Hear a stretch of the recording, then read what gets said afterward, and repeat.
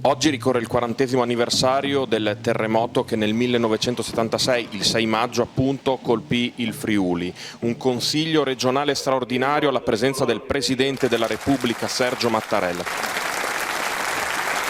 In occasione di questo avvenimento, su iniziativa del consigliere regionale del PD Ennio Agnola, l'auditorium della sede della regione di Udine è stato intitolato al presidente della regione di quegli anni, Antonio Comelli. Abbiamo pensato di dedicare al presidente Comelli, in occasione del 40° del terremoto, questo spazio autorevole e che sarà sempre a disposizione di tutti i cittadini, perché riteniamo che il presidente Comelli riassuma nella sua figura e quindi nel suo ricordo tutti i valori fondamentali che hanno permesso ai friulani di superare la tragedia del terremoto e il successivo processo di ricostruzione, che oggi è stato qui mirabilmente riassunto anche nelle parole di Zamberletti e di quelle del presidente Chiacop e Serracchiani, oltre ovviamente di quelle del Capo dello Stato. È stato un riconoscimento straordinario e il fatto che sia stata dedicata al presidente Comelli in questa occasione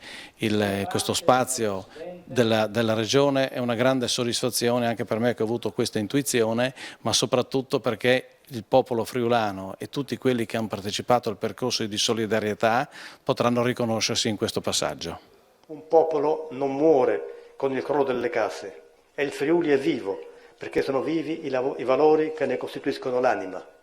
Viva il Friuli, viva la Repubblica!